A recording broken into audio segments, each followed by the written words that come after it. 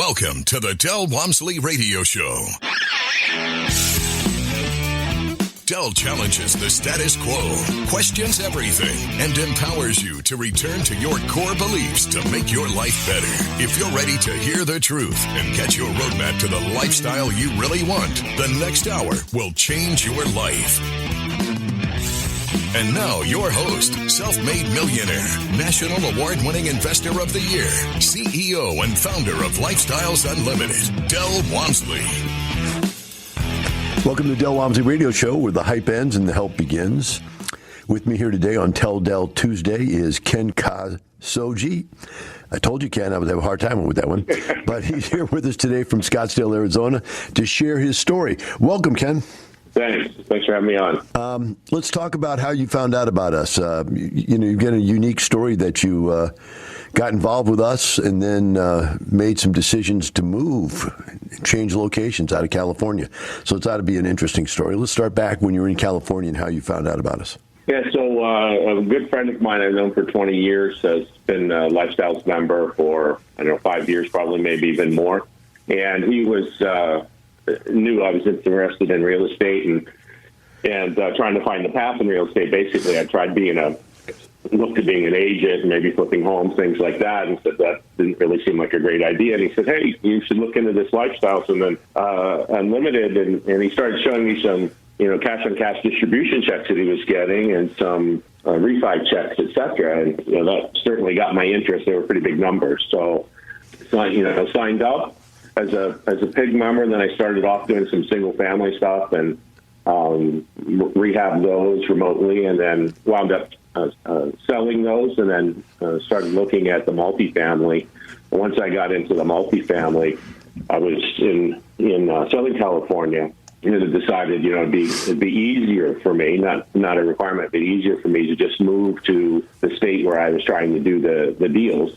So I packed up and moved to Scottsdale, and have found a couple deals here, and those have produced really well, frankly. So it's been awesome. All right, well, let's go back to the beginning of the story, and let's talk about when you went to the 2-day. First of all, where did you take the 2-day at? Took the 2-day in San Diego with Dave Fisher. And what were your aha moments during that? Aha moments were on the Saturday. I think it was one. It's just if I wanted to do single family to build up a nest egg, just having that outlined and actually going through a real deal essentially from the MLS live, and then going over all the numbers for the rehab and seeing how you should actually do it and do it correctly. That was one. So like, okay, I could replace my income probably pretty easy if I wanted to buy a bunch of rent houses that have a pretty good income. And so anyway, I started on that, and then the second day was the multifamily, and I said, oh, forced depreciation. I like it. I get it. So that and my buddy showing me checks made me say, yeah, this is the path. So you said that you started with a couple of single family houses. Where did you buy those at? Because they're not cheap in California.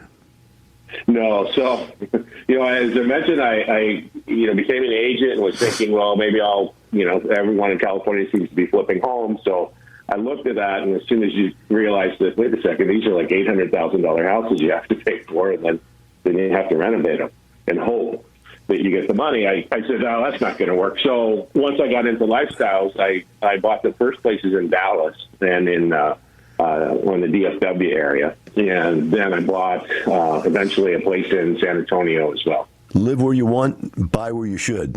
Makes sense. Yeah, I got the last house in San Antonio was $85,000. I sold it for $200,000, and I think I put $60,000 in it, something like that. Wow.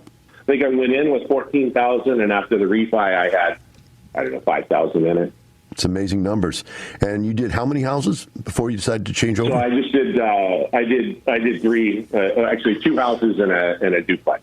So when you were going through that process, what did you learn? You're doing real estate out of town. How did you do that?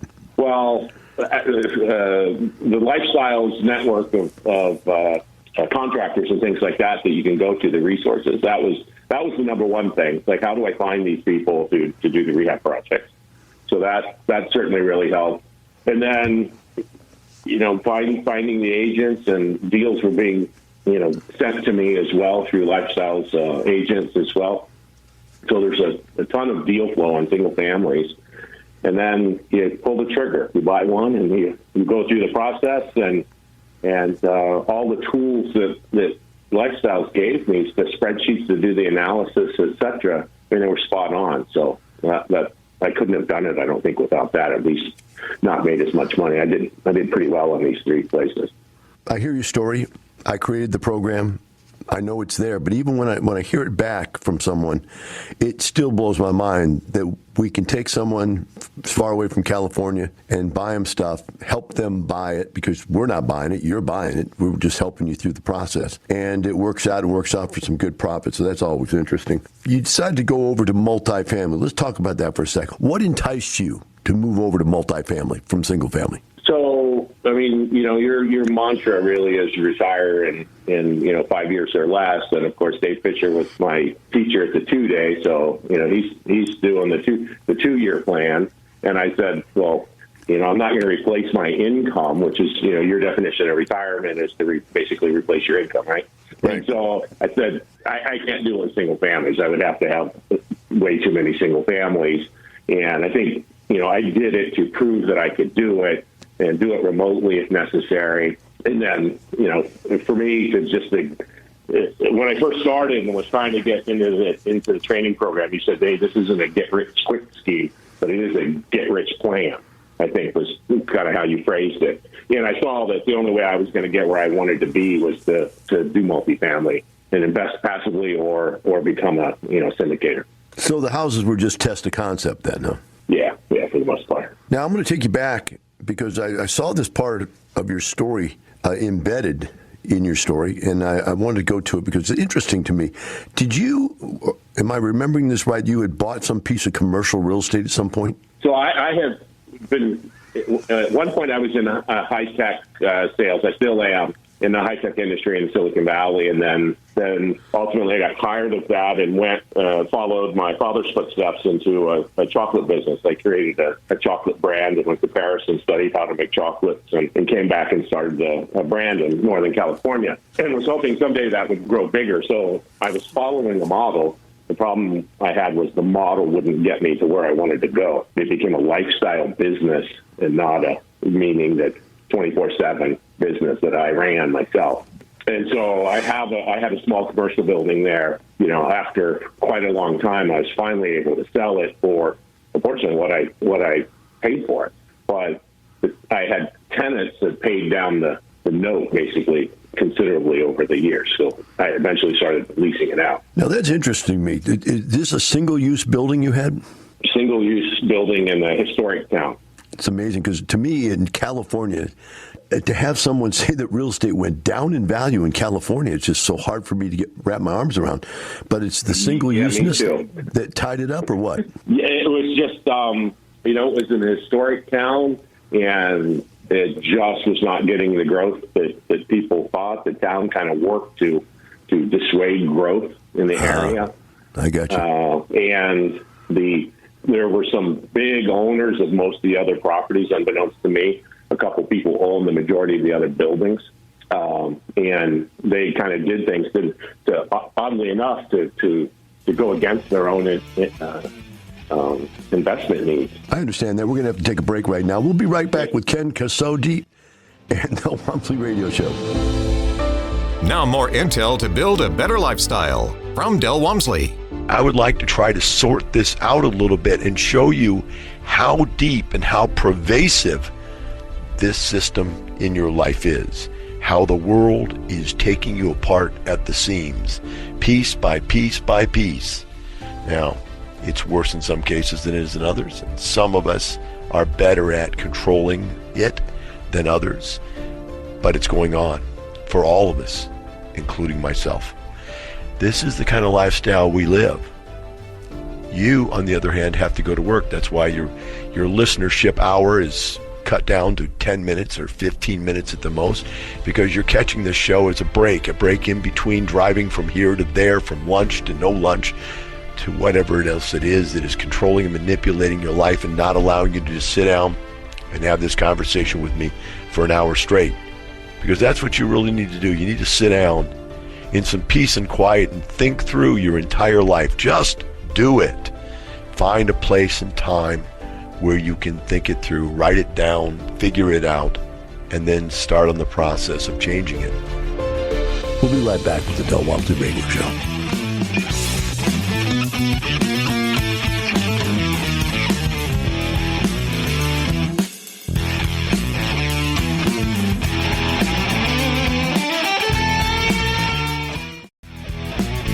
Welcome back. Now here's some more unconventional wisdom to set you free from the man on a mission to retire America, one person at a time, Del Walmsley. Welcome back to the Del Walmsley Radio Show. Here with me today on Tell Del Tuesday is Ken Kasoji out of Scottsdale, Arizona. And Ken was telling us this story as we went to a break about a commercial real estate deal that he broke out of and made some money only because he held it for a long time and paid down the mortgage. And yet, like real estate does so many times, Ken, even when we get into a situation where it wasn't the right decision, couldn't read the tea leaves, it still is forgiving, and you came away with some money, right? Yeah, I mean, it was paying me $1,200 a month cash, so that was pretty good. I also bought another piece of land there, vacant land, that I wound up leasing out, and that has been producing 40% annual cash-on-cash return. So it turned out to be a pretty good deal for you anyway. Let's talk now about the multifamily deal. The first multifamily deal you did you do it as a passive, or did you do it as an IRA, or how did you do it? First one, passive, in a property in the Dallas area, 185 units. And how did that one work out for you financially? I think the property we're still in it. It's doubled in value, I think, in roughly 3 years. So it's working out pretty good. Getting distributions from it? Getting distributions. They were a little slow in the beginning. There was a lot of rehab, 185 units. The exterior was repositioned and all the units were getting turned. So now it's picked up. I think it's about 8% or something like that. And then pretty clearly on the sale, which we're looking at either a sale or refi. I mean, that's at least double my money, if not more, at this point. It's amazing, man. I've got just to give somebody an idea how much different 8% is, and I just want to give this example. This is not to show off or to brag about any amount of money I have or anything. It's just an example to show you something that's important, okay? I've got $25 million cash sitting in savings accounts right now waiting to go into my next deal or two that I find when I find my next deal. And I'm always looking for deals, and I've always got money sitting on the sideline waiting to go into deals, right? That $25 million makes me $7,000 a month in interest, right? Now, I took a few million and I bought myself 7 pieces of real estate. And those 7 pieces of real estate that I bought last year make me $61,000 a month. So I spent about $5 million to make $61,000. And I have $25 million that earns me $7,000. That's the difference, and that is only a 6% rate of return, comparatively to a third of a percent, like 0.33% return, 0.4. Actually, it's now 0.4 and 0.5%. But 8%, just add another 2% to this, it'd be making $100,000 a month just from these small deals I purchased. Now, I'm making this point that 8% is a heck of a lot more than what you're earning in your savings account. That's the whole point I'm getting to, by a large amount when it comes to retirement time. You then decided to do one on your own, I take it? I did one on my own. I bought 18 units in Phoenix, December 2020. Paid about $3.5 million for it. Currently in escrow for $5.3 million, and I'm doing it without a broker because I know the people, and so we're actually getting a higher price than what we were going to get if we went the other route. So with $1.8 million in 14 months, something like that. So you bought it at $3.5 million, and you sold it for $5.5 million, basically round numbers, right? Yeah. Mm-hmm. And that was in 16 months. That's a heck of a deal. And it was a yield play. Was it just cap rate compression that made the price go up, or did you fix anything, do anything, raise rents? What did you do? Yeah, it was basically fully rehab, and what I did was I really pushed rent, and so we raised rents 21% last year. Wow. during COVID. Yeah. That's a gutsy move. That is great. 21% in 1 year. That's unbelievable. And it made you $2 million. How much did you have invested personally in that deal? $179,000. Man. See, that's the difference. That's what people don't understand. I mean, that $179,000 would have earned you about $5 a month. It's sitting in a savings account somewhere, and you made $2 million with it. That is just unbelievable story. How did it make you feel when you did that, Ken?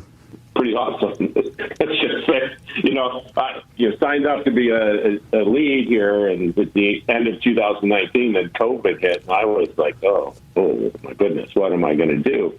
So it took me a while to pull the trigger all through 2020, basically, and then I was like, okay, everyone's making money. Places are still leased out, and the worst thing that I can think that happens to the country in a while. And so I did it, and it worked out really well. I've only got a minute left, but a minute and a half at the most, but I want to hear your perspective on this. When you joined, people said it could happen. You had a friend who showed you that he had it happen. You listened to it, it made sense. You could rationalize that it's a logical approach to this thing. What was the difference in your feeling about your future once you actually did it? Made $2 million in less than 2 years.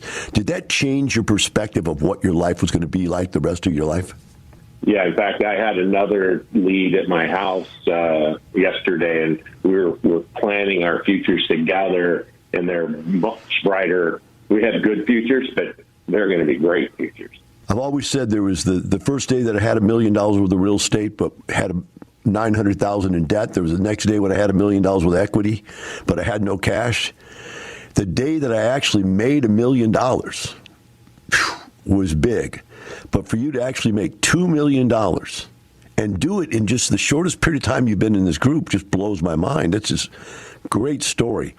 Are you going to be coming to the Expo? It does not look like I'm going to be able to because I'll be doing inspections. All right. Well, then we better get the rest of your story out today in today's show then, because people are not going to be able to meet up with you and pick your brain for all this stuff. We're going to take a break here in about 30 seconds. And when we come back, I'm going to want to hear, you've got another deal, right? Yes. That we're going to go over that next deal then. For the rest of you out there, remember, Ken is sharing this with you and not getting paid to do this. He's just doing this out of the kindness of his heart. So hang in there, come back, because the next one is even better, he says.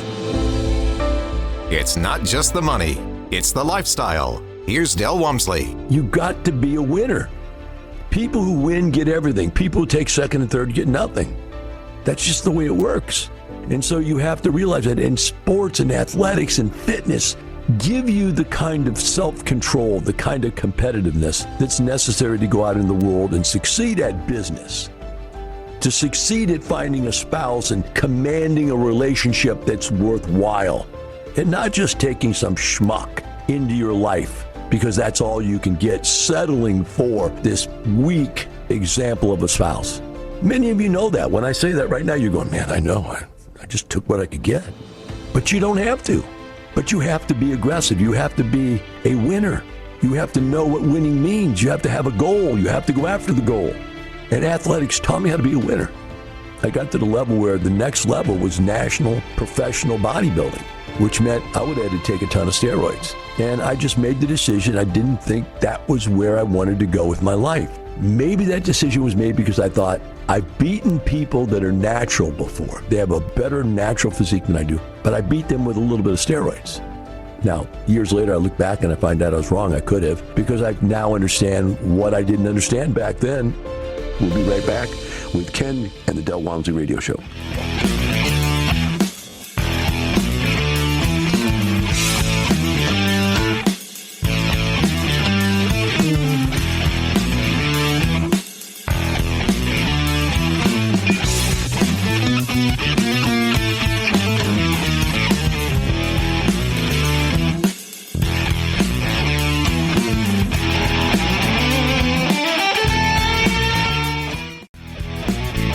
Welcome back. Now here's some more unconventional wisdom to set you free from the man on a mission to retire America, one person at a time, Del Walmsley.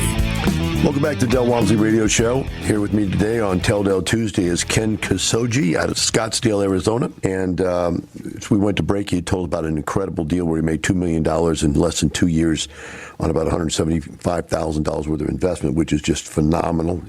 It's a 90% annualized return on the period of time he had the money invested. Now he's going to tell us about his next deal. Ken, you want to pick it up on this next one here? Yeah, so the next deal, I was actually under contract on one property, and in due diligence, it was just too much wrong. We went back to the seller and asked for a concession, and they said no. And come to find out 5 months later, they sold it for even less than what I was offering. But so I found another property from the same seller as the first one, and I knew how that deal was working out. So I looked at it, and as soon as I ran the numbers, I jumped on it. I made an offer immediately, and we paid. This is 28 units, fully rehabbed in Glendale, Arizona. So it's just only 4 miles west of my other property. Paid $5.54 million. July 30th, 2021, and today, conservatively, it's worth $7.3 million on a T6, on T3, close to $8 million. Wow, so you paid $200,000 a door almost, and It still went up in value. Still went up in value. Yeah, that one, cap rate compression certainly helped. Phoenix market going up, everything's gone up, and then also raising the rents, but didn't get them up 20%, but I raised them. We're going through like an 8% rent increase right now. They were pretty high before. The fact that you did this just July of last year, I mean, it hasn't even been a year yet, and you've already made $2 million on this deal. That's just... The day I bought it, so I had a long escrow on it because it had been rehab. It was 60s vintage property, so kind of one story, decent sized property for 28 units. And so they had rehabbed everything, and they hadn't gotten it fully, stabilized. So we said, hey, we to get an agency loan, I really need this to be more stabilized. And so we pushed the escrow out. And so by the time we actually closed, it was worth significantly more on the day we closed. I could have literally sold it the next day for probably $1 million more. And you didn't call me about this deal? Well, so one of the challenges is when you analyze these properties, you're like, okay, 5% rent increases per year, blah, blah, blah. And you're like, yeah, it looks pretty solid. Then like some of the stories you've told on the radio, once you close, you're like, oh, hey, this is better than I thought, right? Boy, that is better. That's an incredible. So now you've done this twice in a row. Have you renamed yourself King Midas? Got the golden touch? Well, you've renamed me. I guess I'm now the son of Adnan Khashoggi or something. I don't know if that's a good thing or bad thing. I have no idea how to even pronounce your last name, and I've hacked it every time. I know. Don't worry. By the way, just out of curiosity, what nationality is that name? I'm Greek. Yeah. So pronounce it correctly for people, so they'll actually hear it right, pronounced correctly. It's Ken Kasoji. Kasoji. Did I get close? Yeah. Kasoji. Yeah, that's perfect, actually. Yeah, when I first looked at it, I couldn't figure it out. That's why I've asked you, and I still can't do it. Don't worry, you're not the first person. It took me 5 years to learn how to say it. What's in store for you now? I mean, I don't even know how you plan for the future. After you hit 2 home runs in a row right out of the blocks, I think I'd be digging a hole and putting my head in it and saying, man, I'm scared to go forward. I've had too much good luck, and something bad's got to happen or something. The challenge is, so I basically have doubled the property value, the purchase price. So now I'm looking at new properties that are, significantly larger. I'm trying to get to that 100 units so that I can basically come close to replacing my income so that at some point, not in the too distant future, I don't have to work. So on this 28 unit, just out of curiosity, what kind of cash flow does that throw off? We just did our first distribution, and it was 8%. We distributed $27,000 on our first quarterly distribution.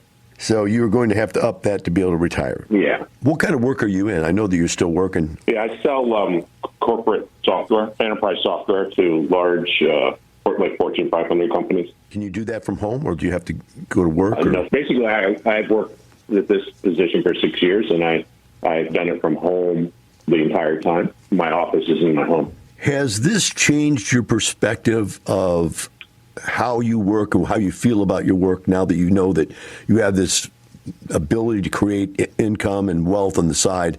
Has it changed the way you see your job now? Yeah, earlier in my career, my goal was to, and I think you've said this already, get promoted, work hard, work like a dog. I used to travel constantly internationally, and that was all great. I had vice president level titles and above, and then one day, one job, there was a restructuring, and I wasn't in the group that was in power, and I found myself without a job. And was like, oh, I don't like this.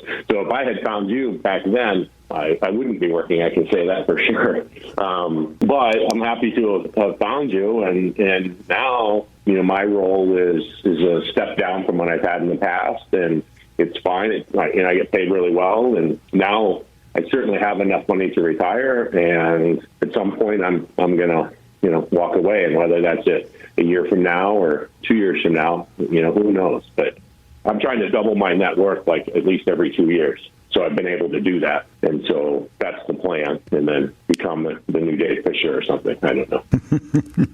If I can make good money on yield plays, I really don't want to go buy disheveled properties with missing teeth and stuff necessarily. I've gone through both, and it is more fun to do the nice stuff. So you're now working to live, not living to work. And you've got your life back. I always like to ask, has there been any negative people in your life that said, hey, you shouldn't do this, or this is crazy, or why are you doing this?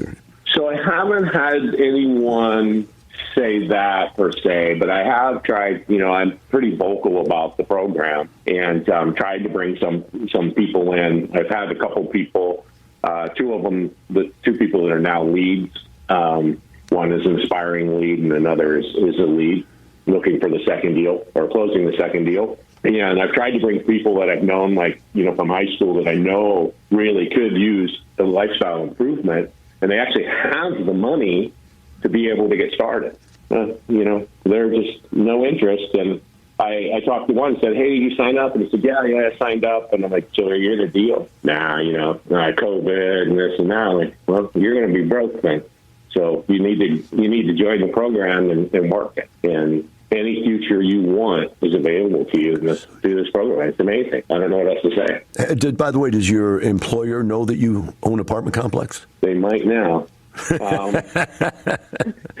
Just we went through my last name on the call. But no, for the most part, no, they don't. Well, if it doesn't affect your work, it really doesn't matter, does it? Yeah, I don't. Other people I don't have kids or anything like that, so still do my job just fine. In fact, I'm hoping to close the biggest orders the company's ever seen in its existence. So you like doing the big deals and the big apartment deals. That's great. Ken, thank you for being on the show today. We appreciate it and look forward to meeting you when you get into town sometime.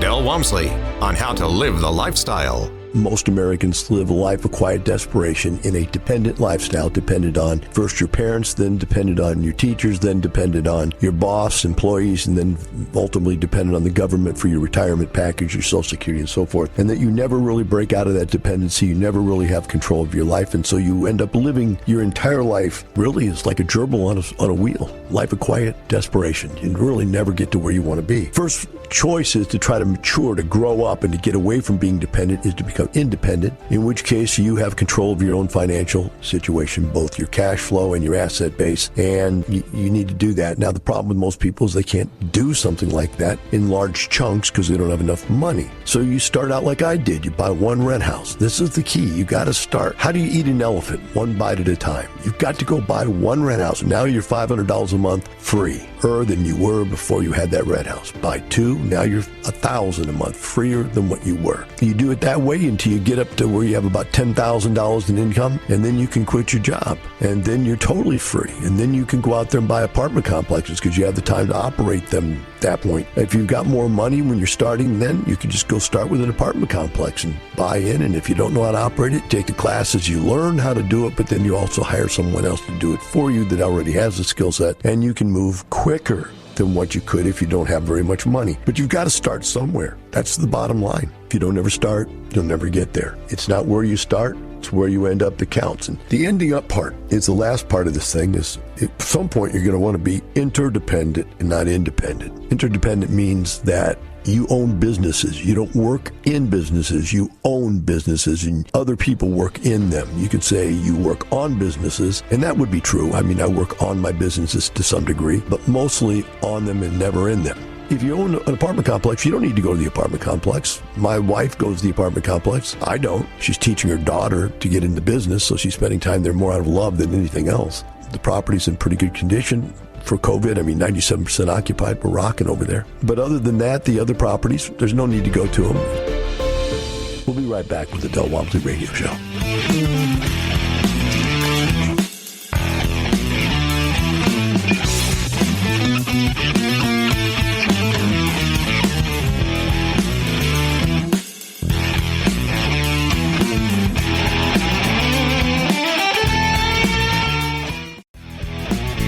Welcome back. Now here's some more unconventional wisdom to set you free from the man on a mission to retire America, one person at a time, Del Walmsley. Welcome back to the Del Walmsley Radio Show. Today I want to talk a little bit about the Lifestyles Unlimited 2022 Expo and Masters Bus Tour. Coming up here in just a few days, in Houston, Texas, at the George R. Brown, we're going to have the largest real estate investor convention in the country. We've been doing this now for multiple years. I don't remember if it's 7 or 8 years in a row we've done this. It's an incredible event. It starts on March 17th, and there's events all day long March 17th, including the first leg of the bus tour. So we'll take people out on the bus tour on Thursday. Then Friday, there'll be events all day long again, and then we'll have the second leg of the bus tour. Some people are going to go both legs. Some people are going to go to one or the other. Depends on how they signed up for it. And then Saturday is the Expo itself, where there'll be training classes all day long, along with the grand speaker, all kinds of stuff, including the vendor area where you can go and meet all the people we do business with. Along with that, for people that are regular members here that are upgraded, they're going to get to go to the networking event, which is a gigantic event where we bring in every year 250 lead investors. We call them lead investors or syndicators that are, successful in our group, and they get to come in, set up shop in a giant room, and then we just feed thousands of people into them. And it's the most amazing networking thing I've ever seen in my entire life. I got pictures from last year. We were wrapped 10 people wide. It was a waiting line, 10 people wide, wrapped all the way around the entire convention center to get in, waiting to get into this thing. It's just amazing. When you got 50,000 clients like we have all over the country, and they all want to know all the leads that they can so they can get access to all the deals they want to get into, it's quite an event to watch happen. Also, we've got all kinds of breakout classes that are really interesting because we got women's real estate, we've got kids real estate, we've got all different kinds of things that you can go and watch, along with syndication classes, how to syndicate, how to do IRO independent deals, single family classes on how to do single family houses, how to retire in 5 years or less classes. Just tremendous amount of stuff for people to go to and pay attention to, right? And you want to make sure that you get to this thing. So you're going to go to the website. You can go to Lifestyles Unlimited. Let's see if I can look this up here. Or it's called Real Estate Investors Expo Texas, Lifestyles Unlimited. And look that up, and you can log on and figure out which type of ticket you want. Now, if you're a Lifestyles member, I think the base ticket is free with your membership. So you might see a free ticket on there just to come to the Saturday event. I think that's the way it works. I'm not sure. It's the way it was before, last year and the year before, so I'm assuming there's still a free ticket in there for Lifestyles members. So if you're thinking about getting joined up, join up before you buy the ticket. It makes more sense, and then you get the ticket for free thrown in, right? Every year, we have hundreds of interesting classes. Like we have a women's class where the top 5 or 6 women investors get up and speak about how important it is for women to realize they can do this and how to do it.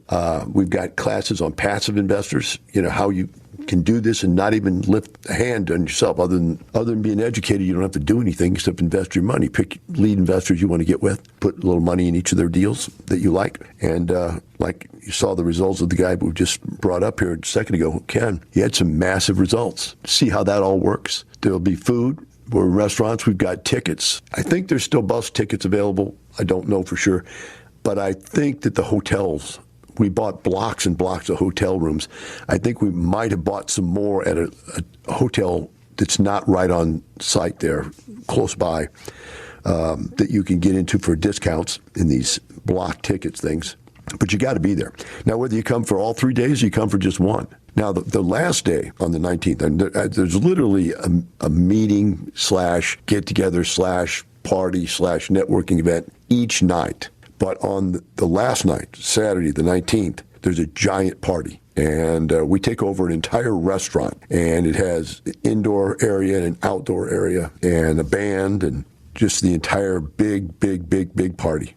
There'll be 1,000 people there, if not more. I'm not sure how many can actually get into that building. But it was packed last year. So you talk about an opportunity to have a good time, meet with some good people, and get out and do something.